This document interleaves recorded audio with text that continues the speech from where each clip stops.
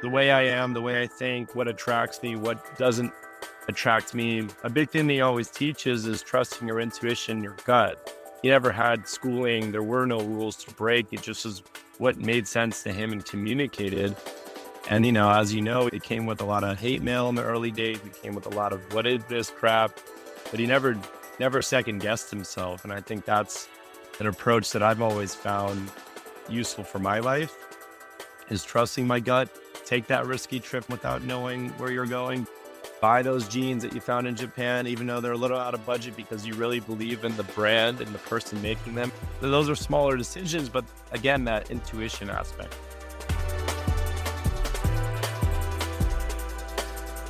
Welcome to the Daring Creativity Podcast, a show about daring to forever explore creativity that isn't about chasing shiny perfection. It's about showing up with all your doubts and imperfections and making them count. It's about becoming more of who you already are. My name is Radim Malinic. I'm a designer, author, and eternally curious human being. I'm talking to a broad range of guests who share their stories of small actions that sparked lifetime discoveries, taking one step towards the thing that made them feel most alive. Let me begin this episode with a question. Are you ready to discover what happens when you dare to create?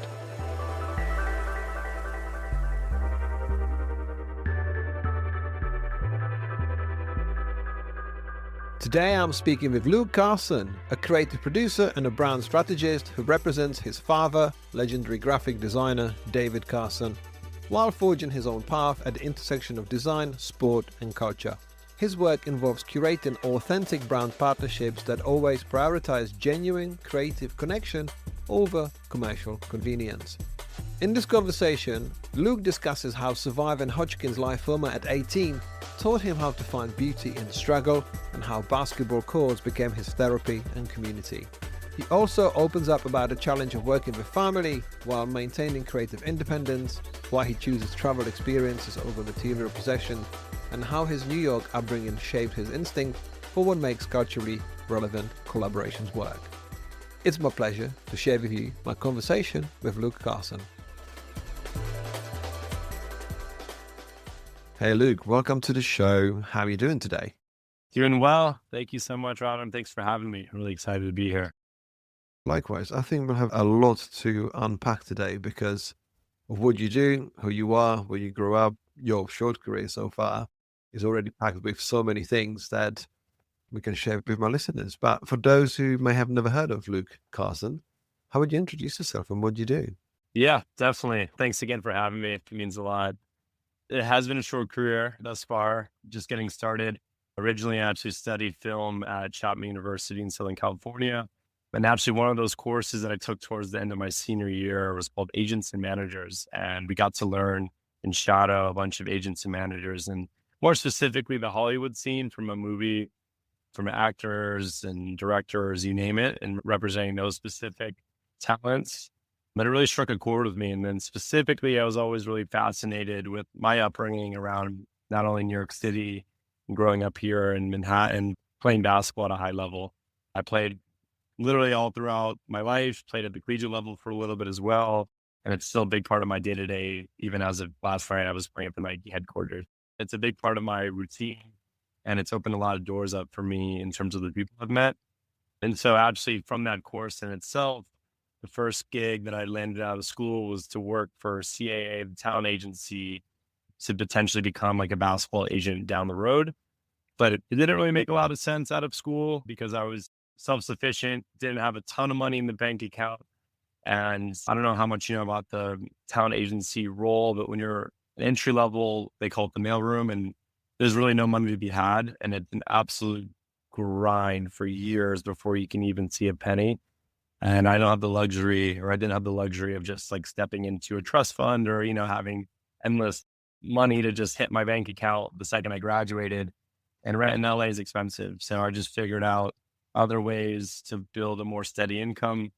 And then in 2022, December, I want to say, is when I approached my father, David Carson, the legendary designer, to come on board and help him with special collaborations, brand partnerships, ideally get him into artist and residency programs, which we're doing a lot of. this fall and early next year, because again, he sees himself more of a fine artist, as do a lot of his fans. And so that's a really fun avenue. And so that was kind of my schooling and my training from a career perspective, was learning how to navigate a father-son relationship, and also just being a fan of the work and having a good understanding of culturally what would be a good fit at that point in early 2023, all the way up until now and moving forward in 2026. Just culturally having a good pulse on the brands and just people that make sense for his career. So that's been a really fun challenge. And I think is unique to my upbringing, specifically growing up in New York City and then walking this fine line of basketball, fashion, and just growing up around artists. My whole family is full of professional artists and graphic designers. So This is fascinating. I got my first question, and I want to know about basketball. What was it like, the love for the game?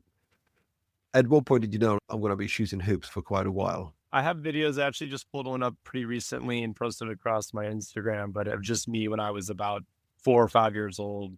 We'd actually just relocated outside of New York when 9/11 happened, and we moved to a place called Isle of Palms, which is in South Carolina and outside of Charleston specifically.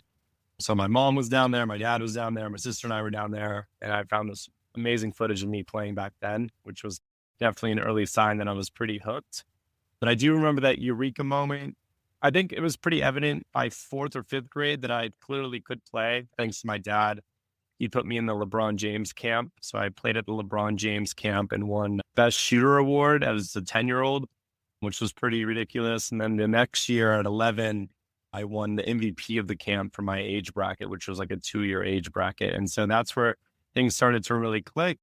I think there was one other story where I won an MVP at a camp in South Carolina a few years earlier than that, when I was probably eight or nine. And my dad was absolutely stunned because he didn't expect me to get it, an award, because all the names had been written off and he didn't think that MVP was even left. He just forgot about it. And then he was like, wait a minute, my son's about to win this. So that was a cool first interaction too. But a long-winded answer to say, actually sixth grade. So let's say when I was about 12 years old is when I decided to drop track and field. I played 1 year of football as a sixth grader, dropped everything that was not basketball and just pursued that full time. So yeah, that was a big part of it. I always say I do have the habit of asking people about their beginnings, about their families. And as you said, your dad is David Carson, and we spent most of this conversation so far talking about your basketball and obviously your track and field and all of that stuff, because obviously you grow up around someone who's been such a prolific and important person in the graphic design history of this planet, really. What was your way of being inspired by this? Did you ever feel the pull from a younger age into being sort of working into exploring creativity? Because it's so far it sounds more like you spend more time running around getting sweaty and rubbing hoops. Yeah, definitely. I think I've always been the curious one. I've always admired film photography. I've been shooting on a Contact C2 for quite a while. I think my general curiosity as a youth bled into my career and my day to day now. And it's really interesting at my age of 27, spending time with my dad or spending time with my mom. And I noticed the same tendencies that we all have when it comes to signage on the streets, typography on the side of a building or a jersey or for an album cover. And just that childlike curiosity has like always been within me. I've always liked specific teams from a very early age because of their jersey design, the color palettes, and things of that sort.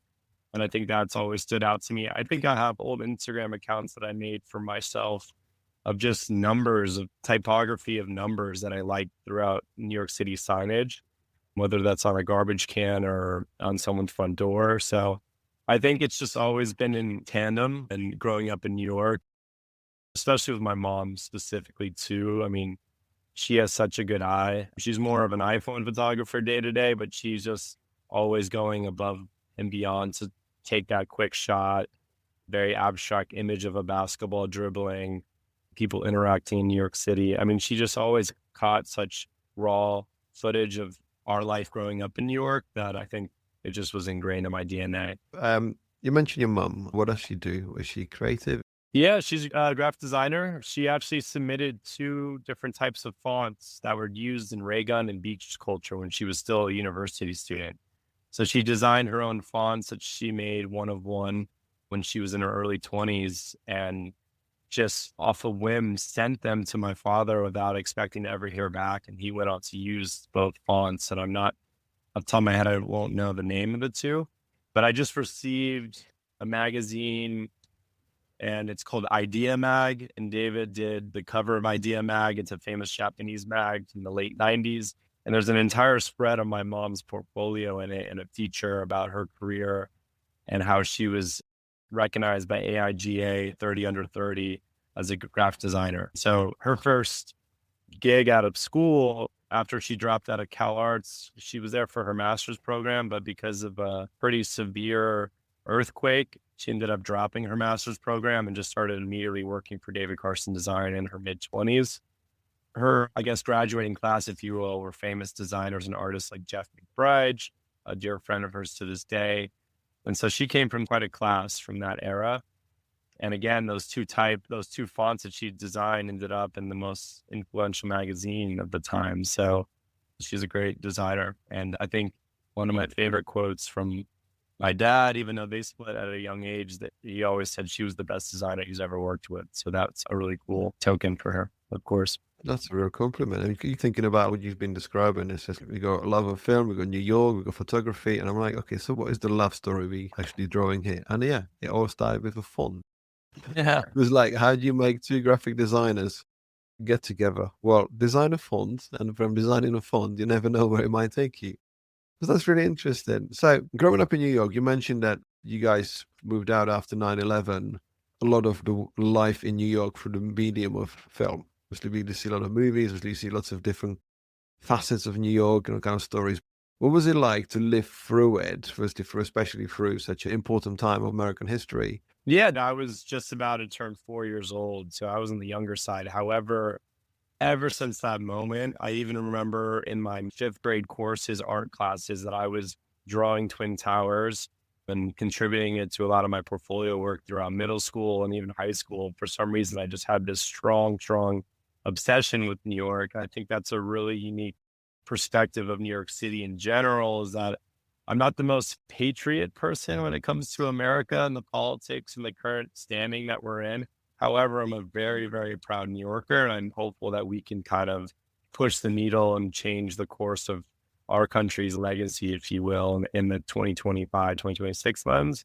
So I do think, to answer your question, like from a very early age, I felt this really strong sense of unity and pride to be from New York, to have come from that situation at hand. The film, there's insane photos that my mom took of me on our roof in the West Village overlooking Twin Towers days before the event. And then she has video footage of the aftermath or while it was currently happening. And she can relive those stories very well. And so that's also kind of part of the family history in some capacity. And there's no real way of knowing or telling, but it is really interesting because there is no genetical connection to my cancer diagnosis. As I had mentioned earlier, Hodgkin's lymphoma. It's very possible that it was because of 9/11, because the black smoke was in our apartment so deeply.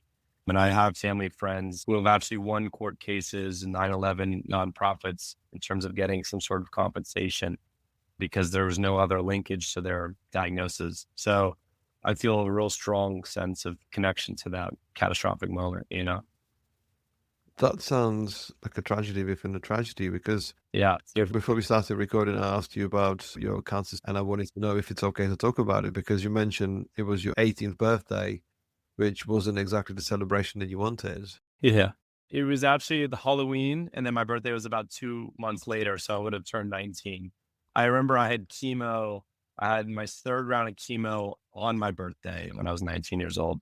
So that's, yeah, not the best way to celebrate.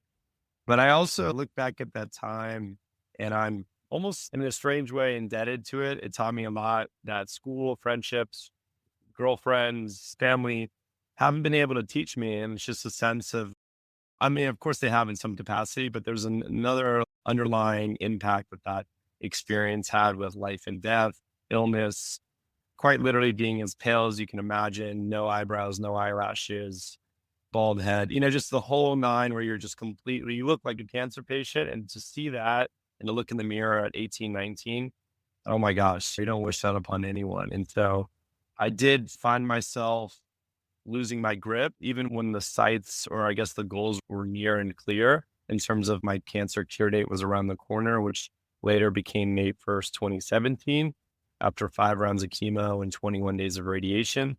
But even with that sight in mind, it became obviously a very daunting experience once I had a little bit of time on my hands to just take a step back.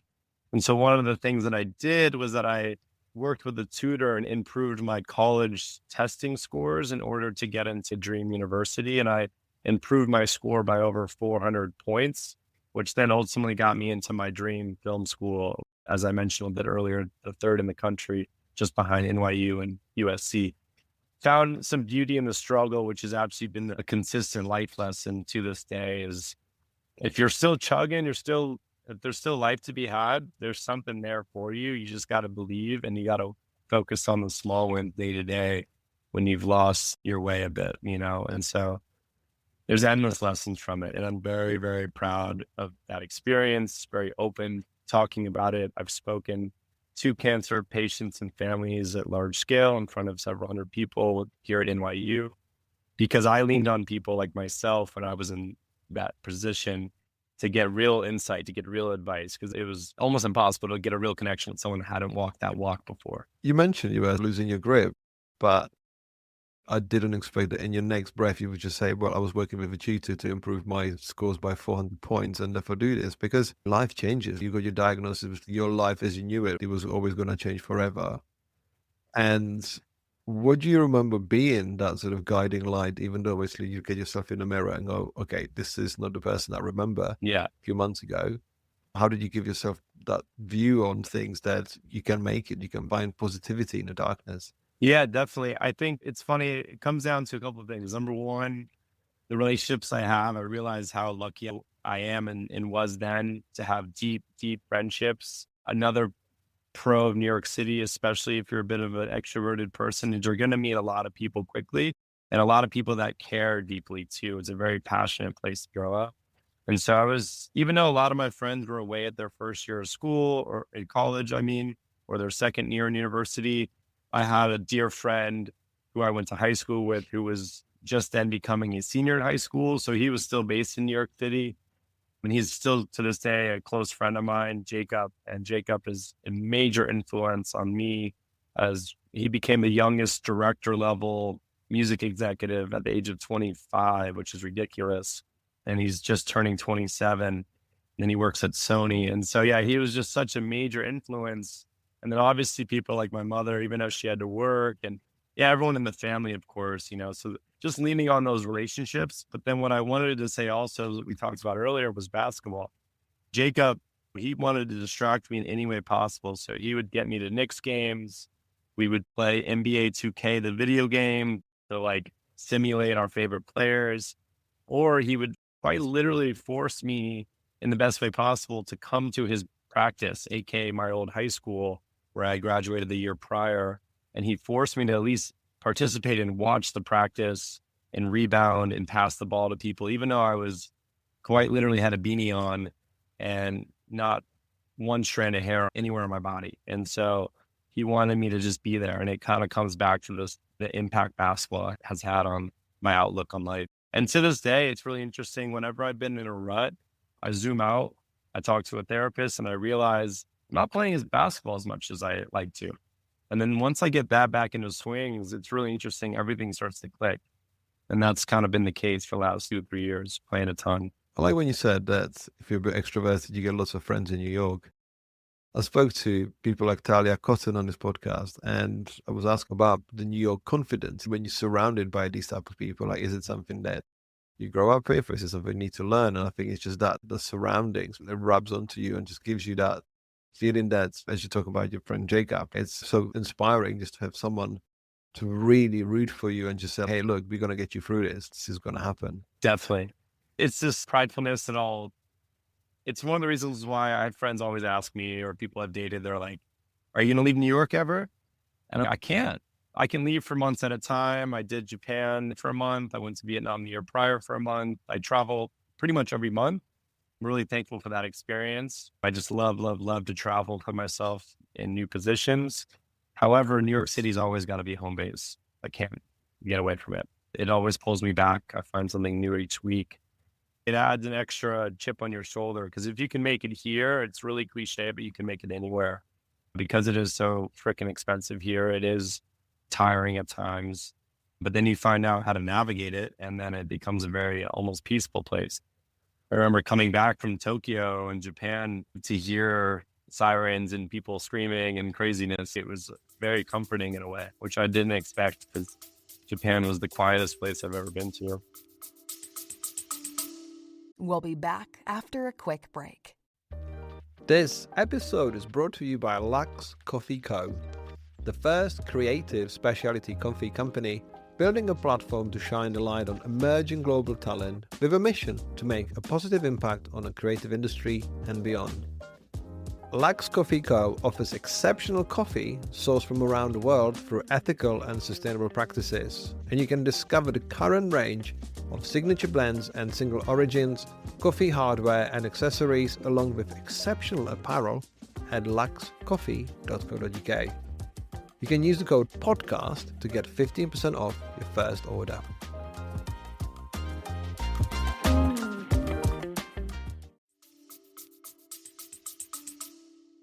Those are not elements of therapy that you would require, is it? Like sirens and screaming.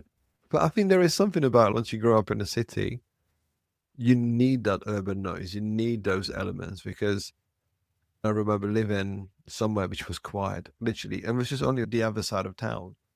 And I was like, something's not quite right. This is suspiciously too quiet because you need that hum, you need that buzz because it makes you believe that you're close to the important things, you're close to people, close to the energy. So yeah, I know what you mean. Coming back and we get it in London, you just hear the sirens. I used to live near hospital in London. And that was busy, noisy, but yeah, I know exactly where I am in the world because I know something's happening. We're going to take you to the film school because I want to know how you ended up there. Because now I know that you work with a tutor in your darkest times to improve your scores and get there. But what was the motivation in the first place to actually go into film school? And what was your film influences? The first one that got me that I'll never forget was La Haine, French film from 1995. That actually struck a chord in me when I was 14 years old. One of my dear friends, who's someone I've known since I was about 6 or 7 years old. He's another very strong figure and influence in my life, named Konrad Lenski. Konrad's an amazing creative producer.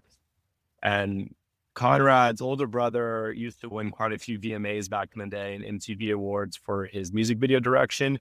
And so he had introduced us to a more niche, raw film experience from a very early age. I think that was a big part of it.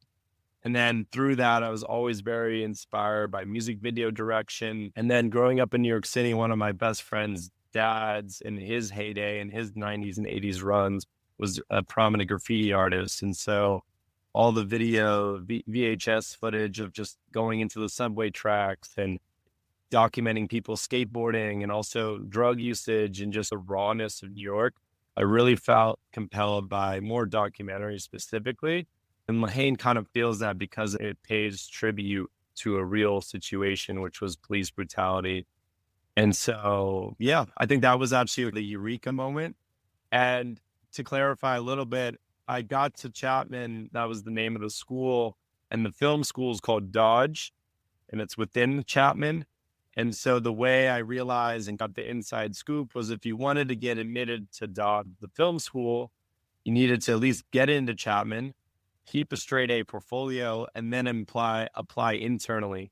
So then after one full year at Chapman, playing basketball on the team and taking all sorts of courses, but then also taking courses that I was interested film related wise, then I kept my grades at a 4.0, straight A's, and then went to the film school. But as you can imagine, as you understand, it's still the same place. So I got to finally dive deep as a film major by sophomore year.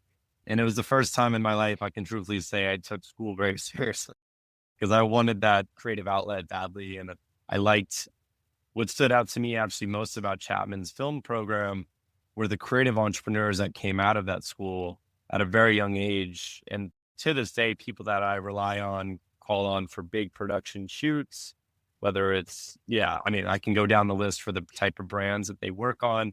And they're younger than me in some cases, or a little older, in the 25 to 29 ballpark, which is pretty surreal, the level of expertise this film school produced. So that was a really attractive quality. Very interesting that you've named one of the heaviest, darkest French movies I've ever heard of.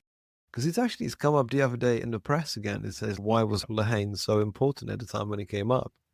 Because I don't remember specifically any of the story, but I remember the heaviness, the grittiness, the energy of this. And it's amazing what a body of work that is, because when you create a lasting impression, it's just that is the masterpiece of filmmaking. Do you remember how you felt when you watched that movie for the first time? Because it's interesting. We talked about New York, and I didn't know the answer. So I was like, what is it going to be? And you've taken it totally somewhere else, which is amazing.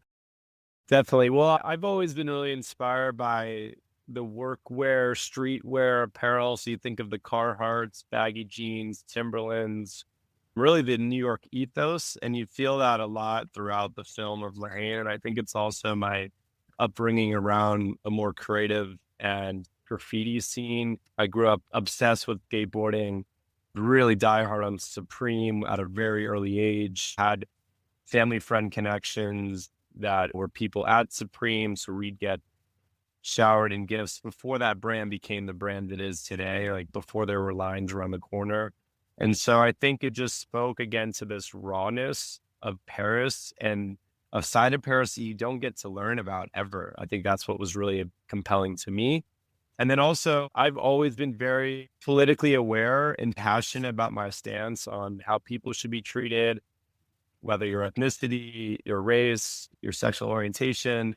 That has been a huge, huge, huge part of growing up in New York City, is a sense of acceptedness and loving people for who they are and not what they look like, or et cetera. And so I think that was another element too, where I remember going to George Floyd protests and getting on the Brooklyn Bridge at a very young age and stopping the traffic there with friends in high school. Police brutality specifically, I think, struck a chord with me at a very, very early age. Again, I grew up in New York City, so I was open to so many different cultures. Playing in basketball, predominantly, I was usually the only white guy on my team. And I was just seeing how different their perspective and their life was when I'd go back for sleepovers at their house or go to their neighborhoods and play basketball. And it was just a different perspective. But I think, again, unique to living in New York City, because I remember we had to leave, as I mentioned, after 9/11, and we went to a small bubble in South Carolina for a year or two, and drastically everything changes and everyone's in these bubbles and they don't understand these bigger problems. So elongated answer, but I think La Haine just kind of struck chords in so many different elements. And then it was also super cool because La Haine specifically, I saw it when I was 14. I was introduced by a friend. To this day, I trust his judgment on anything film or music related. And so then when I got to the film school of my dreams, that was one of the first films they had us watch and study. I was like, okay, this is clearly, there was something behind this when my friend introduced me to this 6 years later. And I had a chip on my shoulder already, kind of knowing the film. And then fast forward to 2 years ago, there's a great film theater called Metrograph that my friend's older brother, Conrad's older brother, who I mentioned has won BMAs for music direction. His name is Matt Lenski. Matt Lenski is a partial owner of Metrograph, which is a theater here in New York City that shows more indie art house films. And so I got to see La Haine on 35 millimeter about 2 years ago, and I cried. I didn't think I'd ever get to see a film that intense and relevant to my life in terms of the impact it had in theaters. It came out before I was born. So to have that privilege was super cool and full circle. I think me piecing together the streetwear culture, the clothing, the fashion, the music videos, the storytelling, and the grittiness of La Haine, it's such a masterpiece. Yeah. And somehow I can piece in that vision board, and imaginary vision board, I can piece of your dad's work. And it's because he was never about clean or pretty. Yeah, no, definitely not. Always about just sort of breaking rules and doing whatever he wanted. And how much of a awareness did you have of his work? Because it's not difficult to ask a group of students, who do you like? And they'll be like almost encyclopedically knowledgeable about David Carson's work. Yeah. And because it's really creative. I mean, for certain people, that's really their, what I would call the blood group. They really understand it Yeah. and they really relate to it. But for you, were you aware of what he was doing? Because it sounds like your mom was doing similar work, because obviously if they worked for Reagan and kind of stuff. So what was the awareness like of his work? I think growing up, it was more just father and son relationship. Same with my younger sister, holidays, Christmas presents, birthday gifts, just spending time together. I think it was more just that as a kid, for sure, and figuring out my own lane, figuring out my own curiosities. And then, truth be told, when I approached him in fall of 2022 to say, hey, I would like to give this a shot, I think I have a good grasp on type of brands that you should be working with at this stage of your career, especially because he didn't have a representative at that specific time. I obviously need to digest the work a lot more. And so that's when I really became a fan and a diehard fan in its own right. And then I also just started to have these wow moments where I was like, wow, this makes sense. The way I am, the way I think, what attracts me, what doesn't attract me. A big thing he always teaches is trusting your intuition, your gut. He never had schooling. There were no rules to break. It just was what made sense to him and communicated. And, as you know, it came with a lot of hate mail in the early days. It came with a lot of what is this crap? But he never second guessed himself. And I think that's an approach that I've always found useful for my life, is trusting my gut. Take that risky trip to Vietnam without knowing where you're going. Buy those jeans that you found in Japan, even though they're a little out of budget, because you really believe in the brand and the person making them. Those are smaller decisions, but again, that intuition aspect. Yeah, the last 3 years have been a super fun scavenger hunt because I've been collecting beach culture magazines, ray guns. People have been sending me stuff. I've found magazines that I wasn't even aware he worked on. And then we can have these great dialogues and conversations about his experiences during those moments. And that stuff in itself is a really valuable learning experience and gets me even more hooked on the process. And not only that, I think what's worked well for us the last 2, 3 years is that, yes, I'm now a major fan and I always have been, but it's really now I understand what he's worked on. But what is really interesting and almost luck, but then again, it's in the blood, the Carson blood, is I know what makes sense for his brand and his aesthetic. I can't stand all these bigger artist collaborations with big name brands where it's just, let's put one giant with one giant and you guys have to take this. You have to enjoy it because we don't know what else to give you guys. And you see the same graphics by the same artist every single time. And it's just licensing after licensing after licensing. And there's no more originality. And I felt like from the get-go of approaching this work relationship with him, I just knew we couldn't go that route because that's not true to the essence of his brand, if you will. So, yeah. This is interesting because, yeah, as you said, it's the Carson intuition. It's in the blood. Because one of the things that you have to give to your dad is he's David Carson. He's always been David Carson. He was never anybody else. And he stayed exactly who he was. Because I was chatting to him at an event in Mexico. And I said, so how are you doing? He's like, oh, look, I've never been busy. Things are still going really strong.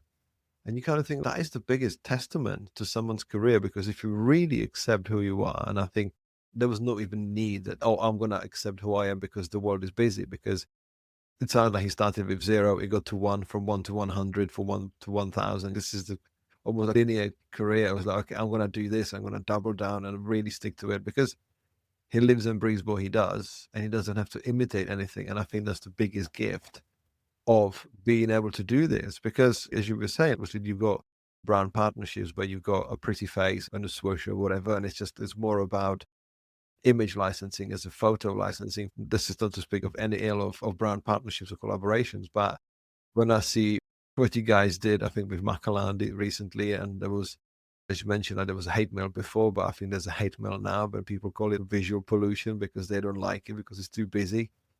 I was like, this is the biggest compliment, because in a world which is beige and influences by whatever color of taupe, you're like, let's disrupt it, actually, let's do this, because I am not the biggest fan of the work, but I'm biggest fan of the man, because the man has become something that is unachievable by some others because he stands for himself. So when it comes to partnerships, for example, the work you did recently with Rapha, What does the process entail? Obviously, what is your work as a producer that you stand between the legend and the brand and Yeah. make sure that everyone is happy with what's being made? So how does the, for example, partnership like that come together? Yeah, day in, day out, I'm always going into my own recollection of brands that I admire, moments in time, stores that have impacted me. The Rapha Clubhouse in New York always stood out to me because I grew up around the corner. It's been around, I believe, for about almost 10 years now, if not a little longer. I think first and foremost, it was culturally, is this a good fit? Are the people that I'm talking with and building a rapport with, do they feel like people that get him? Because if it's a forced collaboration, and again, it's just a brand and brand moment, that's going to be communicated even in the final product. People are going to feel that this was a bit more of a clickbait moment than it is an actual story. And I think from the get go, they really wanted to understand his ethos, his approach. There were specific guidelines because it was a very specific collaboration. It was to celebrate their 10 years of Rapha Cycling Club. And so there were parameters that came with that. But he loves those challenges because in a lot of cases, people just perceive him as like a throw everything at the pallet, take it or leave it. But then he loves those challenges where you see with Macallan whiskey, where you have to really dial in that logo. You have to make it really concise and celebrate the 200 years of Macallan. Or with Rapha, you still have to pay homage and respect to the legacy of this membership program and the previous lineage. You don't want to piss off existing customers. You want to keep them engaged. You want to keep them fired up. And then most importantly, how do you bring in new people? So I think it's always just a tug and pull. And I don't think we've ever gone through with a partnership from start to finish as seamless in my personal relationship with Rapha. I mean, they're just so lovely. They're so curious. They're so supportive in that regard. And they really wanted to test the boundaries. It was the first time in his history that he had ever placed his artwork on a bike, let alone the price tag of those bikes. And so to get Factor involved and have them produce these upscale cycling bikes was a insane challenge in its own right. And they did such a phenomenal job bringing such a coveted artist's work onto a very delicate and small platform when you really break it down. So yeah, When you, it's a fun one.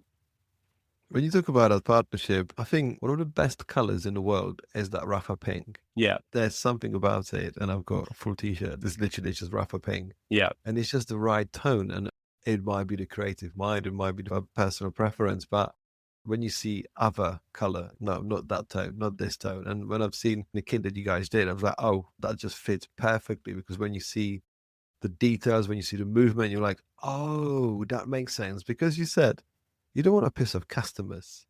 And in the cycling world, it's such an opinionated world. And I can put my hand up.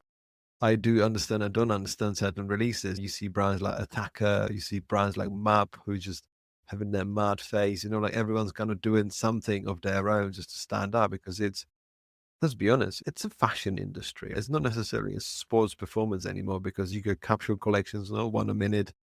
It's going big, it's going fast, and there's a lot of it. Therefore, obviously, you need the variations to find yourself where to land. But speaking of those customers you don't want to piss off with Rapha, especially as opinionated as the English one sometimes, what was the process of actually finding where do you get that brand DNA? Where do you get obviously what David does? How do you build it? And how much of, because you said the process of partnership wasn't necessarily too complicated, but did you approach them to make it happen? Was it? Yeah. Well, first off, one thing that made the process pretty seamless is, David and we visited the Mallorca storefront, which is a wonderful environment in January. We were there for a different client, for a different project. And I said, hey, like, we're about to sign this contract. See if we should go see what this is all about before you dive into the art. And he was like, okay, yeah, I need to see a clubhouse. That'd be great. I love what I've seen. I love what I've learned, but I haven't really felt it. And so then we did site visits, such like that. And that just was a kid in the candy store, specifically the one in Mallorca, because people had their families, people were working on graphic design projects. There were fans in the store that were riding their bikes and having a coffee. And he said, this is a place I would hang out in. So then that was a really fun experience. And then the way I got Rapha specifically was through a man named Rob Lee, who was their chief creative officer. And that's a big part of my role, is figuring out just who are the right decision makers at these brands, and then doing a little bit of my own investigation and figuring out, do they get David Carson? Because again, I don't want to ever force something. And there has to be a why, and there has to be a connection, and there has to be a moment that's coming up that makes right for both sides, because David is in a position, as you can imagine, where he picks and chooses who he works with. So I can feed all day long, but he's not going to always say yes because it's got to feel right. And so I got a really great understanding of the Rapha history and where they were trying to take it and how they started off as this more rebellious leaders in the space, and then how they've maintained the bigger scale brand, but now they're trying to continue on with adding a little more flair here and there while also paying homage to how amazing their product is. I mean, I was blown away getting to see even the t-shirts. The t-shirts alone are insane, way better than the streetwear brands that I wear in the States here. And so Rob was a big driving force, and then he teed us off to the rest of the team. And then, yeah, by the top of the year, we just got started, and it was, again, really seamless experience. And what was really cool about the New York City launch, which I helped execute, we made sure we did posters that people got to take home of very high quality prints. We made sure that people had their own David Carson graphics that you could then heat press onto existing Rapha materials. So a lot of people came out with one of one Rapha piece of clothing with David's graphic language. And so that was a really fun experience in its own right. And the point being is that they went above and beyond to really make this feel like a David Carson moment and to get his story out there, which I think is really crucial for this current generation, specifically as we try to navigate the landscape of AI and people getting away from hand done work and so forth. We even recreated the collage he had made 2 months prior, and we worked with an amazing artist and a friend of mine. She helped us redo the collage on the spot before the party went live. So then you could feel like you were still at the photo shoot that we had just done 2 months prior, where David made the collage within minutes. So that was a nice little detail again, where it felt very intentional. So yeah, those little nuances. Sounds absolutely incredible. You know what I'm going to say next? We need to do, I mean, even though it's been launched and it's out there, we need to bring it to London. We need to do special. I mean, the London Rapha Clubhouse is incredible. It's such a lovely space. And it's just a place where, where creativity matters. It's design and it's a physical space. It's a 360 brand experience where you go in and they evolve in their own way. And obviously everything changes, and we find that change. That's why I thought, for example, the partnership was so good, because it felt, in a busy world and in a picky world that cycling is, it was something really remarkable. But before we leave, Rapha, I want to know about the bike design, because it's one of these things that when it's done right, it's done right. And obviously I'm very much immersed in the world of cycling. I ride my frames almost unbranded. I don't like writing on them. I just get literally muted colors. But I appreciate what you guys did with Factor, because it's something that I can't picture. So you said it was the first bike he's ever designed. How did you guys go about it? Yeah, definitely. So I think, well, I got to give credit where credit's due. The Factor design team, their creative director is a diehard David Carson fan. And so when he heard that Rapha and David Carson had a bike idea to do this limited edition bike, they were just so ready. It felt like they almost dropped everything and said, let's get to work and figure out how to make this work. And so then it just came down to which graphic elements from the hoodie, from the kit, from any graphic, from any product that we release, how can we then morph it into one cohesive design that made sense for a bike? And again, not easy to do. And Radam, I hear your point in terms of wanting a more seamless, clean slated bike. And I actually feel like there aren't many colors used. And so it still has that elegance and that sophistication, and it aligns and elevates the price tag of an already expensive bike. But then it still communicates David's language so well. So I think it was just, again, speaks to the teamwork here. There was 3 parties involved. It was us, it was Rapha, and then Factor.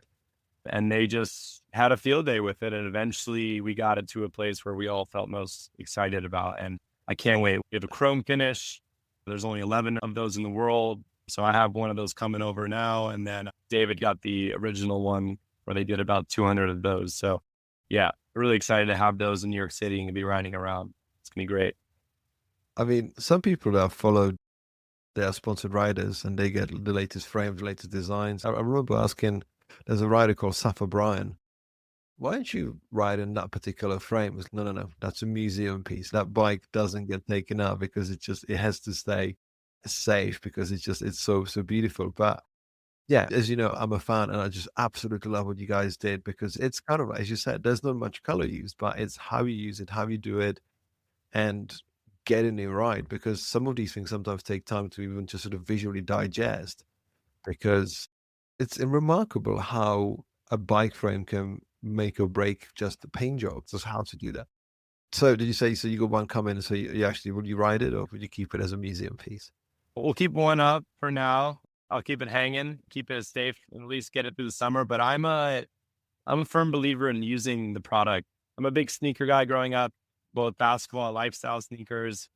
I never let them sit in the box. I wear them. And so I see that with this specifically. I definitely want to showcase the work in New York City. This is what I say because I ride my super bike all year long because I have to be riding SL4 with Tiagra in the winter just because you got a nice bike in the garage. So just you should enjoy what you do. So I'm with you on that one.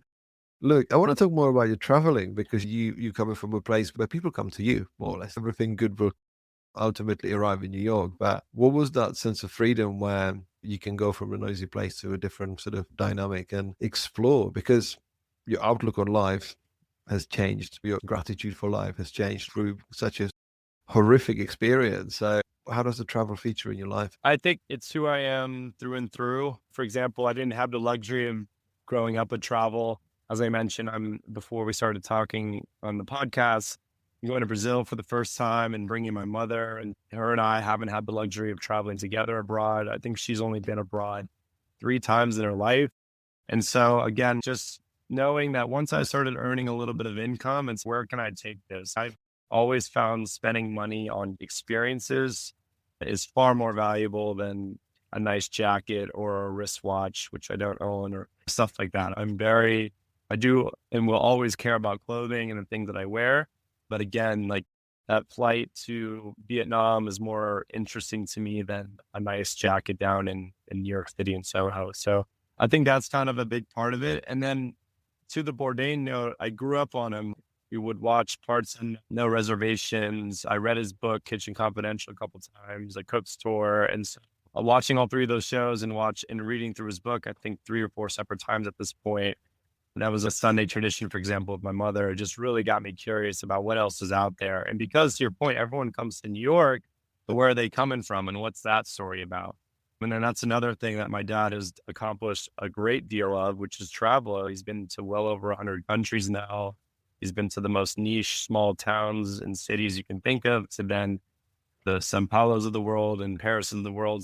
That was really curious to me. And then it's just been kind of an addiction ever since I started earning a little money in my pocket since late 2021. So just been go, go, go, go, go. And so, yeah, I was in Japan for a month in May. Then I got to do Paris for the first time this summer for Fashion Week. We launched 32C magazine in November as well during Men's Fashion Week. And then I got to go to Zermatt, Switzerland, because I do have a crazy passion for the outdoors and nature. So then I went hiking for 5 days. And then I went to a music festival in Italy in a place called Parma. It was the largest labyrinth in the world. It's all out of bamboo. It was this festival called the Lost Festival that a friend of mine was writing about and got us 3 free tickets to go attend. So I'm a yes man. So I like to just jump on these opportunities when I can. And sometimes if a trip feels too good or feels great, and I'll push back my return date a couple weeks. What else is out here? And that's a big part of my life. I'm definitely a bit of a type B planner. I kind of just go off of locals' recommendations. And then I think my childlike curiosities growing up around graphic designers, I just stumble into cool places. I'm really passionate about furniture. I'm really passionate about art galleries. I'm really passionate about the different brands and parks, basketball courts. And so every single big city and a cool place to have the fortunate opportunity to travel to, you're going to find like 5 to 10 basketball courts pinned in my Google Maps. And that's also been a really amazing way to meet people while traveling alone in places like Vietnam and Japan. If anyone was looking for any way of travel advice, they just heard it. If you're into something, you find your people, you find your tribe. Meeting people for basketball sounds like a perfect way of actually meeting other people. And creativity brings people together in the most fantastic way. But when you said, if the trip is feeling good, I'll push back by a couple of weeks. That's winning the lottery of life. When you can do that, it's a way that you can explore that situation. Obviously, you know how life can be fragile. Exactly. So that's what I was going to say is to that point. I know what it's like to be on a ticking time bomb, if you will, where you don't know what's next. You don't know if you're going to make it through. You don't know how you're going to react to that specific round of chemo. And so I like to keep the gas on the pedal. I have friends to this day saying sometimes you need to chill a little bit. Well, I don't have a drinking problem. I don't do drug. Love experiences. So I'm very active. I like to think I live 10 lives in a Saturday in New York City because I really do. I'll be upstate at an architecture park / art museum, and then I'll make it back down and still go to a friend's gallery opening and then still go out for a dinner with friends and maybe see a jazz show or a DJ set, and boom, 12, 14-hour day, 16-hour day, and still get my 8 hours of sleep and then do it again the next day. And I do that with travel too. Oh my gosh, in Japan, I set up about 10 or so in-person meetings that were extremely fruitful. People I was so thankful to meet. Headquarters, I got to see Uniqlo and Shiseido, but I was living these 18-hour days of just full on adventure. And another part of that adventure and curiosity comes from shooting with my film camera. So just keeps me going, keeps me chugging. You just literally thought of my question, because I was going to ask, how do you document these things? Because obviously we picturing all of this together is your influences, the energy, Yeah. is the passion and the gratitude for life. And then we've been talking about the film school and storytelling. So how do you document the trips that you take, and what do you do with those pieces? Yeah, definitely. It's been a big part of my life. iPhone photography. I've always had a friend who has said, you love taking photos and you have the eye for it. And I have never really considered it, never really thought about it. And I kid you not, I'm not just saying, I've gotten stopped a lot of times. I've had people message me on Instagram or text me.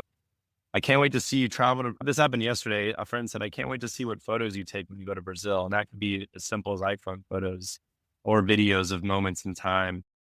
And I do see it as this endless archive for me personally, because I reference a lot of the work or the photos or the videos in the mood boards that I put together, the strategies that I help execute for collaborations, for work studio or for David Carson or for my own personal project. It all kind of coincides. I kid around and forget people follow me on Instagram because I do post stories quite a bit.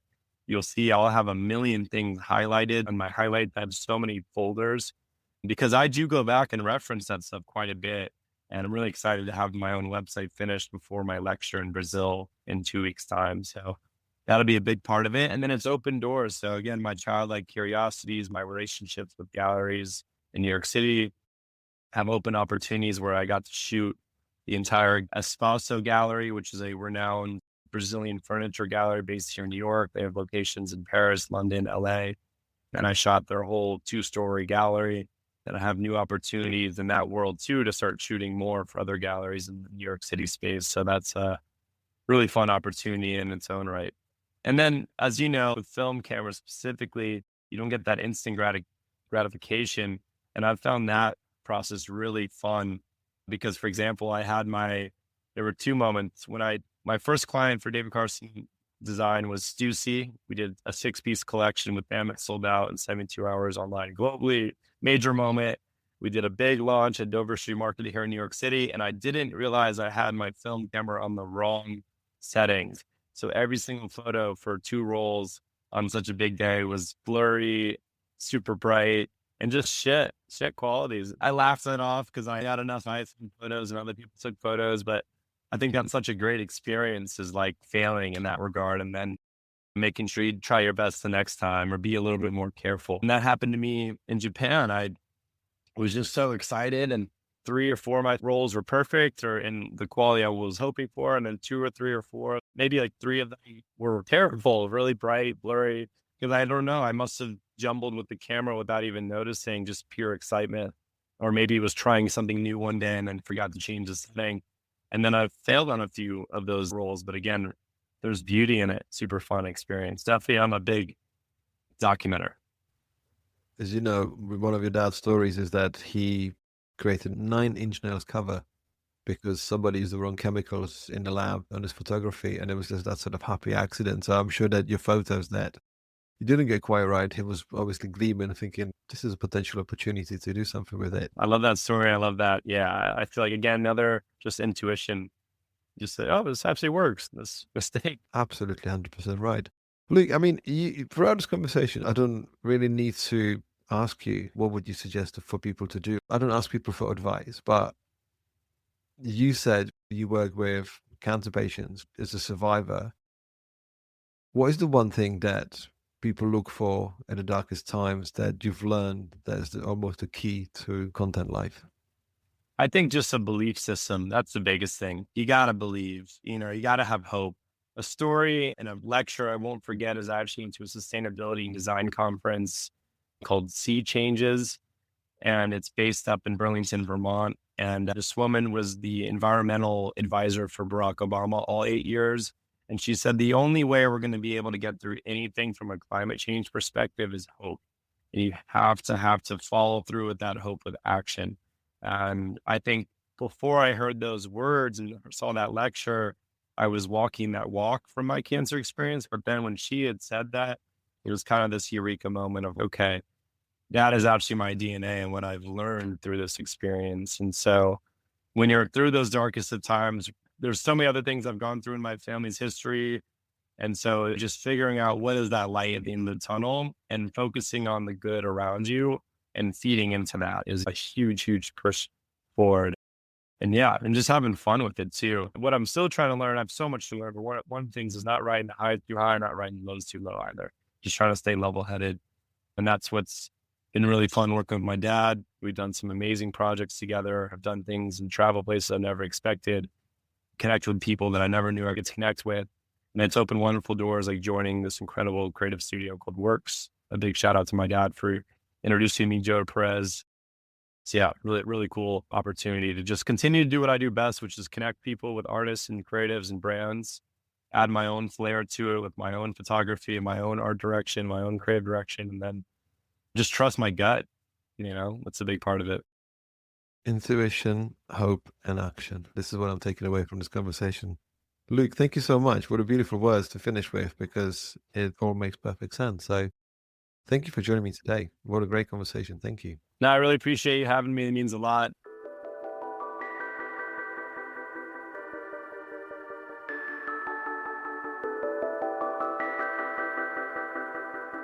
Thank you for listening to this episode of Daring Creativity Podcast.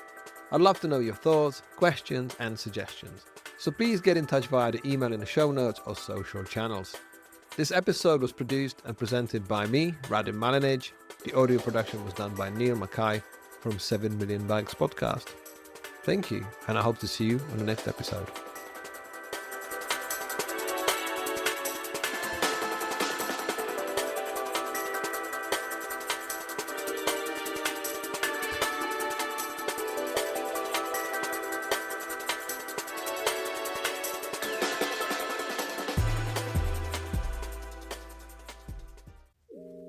If you enjoyed this episode and would like more accessible resources to help you discover your daring creativity, you can pick up one of my books on themes of mindful creativity, creative business, branding, and graphic design. Every physical book purchase comes with a free digital bundle including an ebook and audiobook to make the content accessible wherever you are and whatever you do. To get 10% off your order, visit novemberuniverse.co.uk and use the code PODCAST. Have a look around and start living daringly.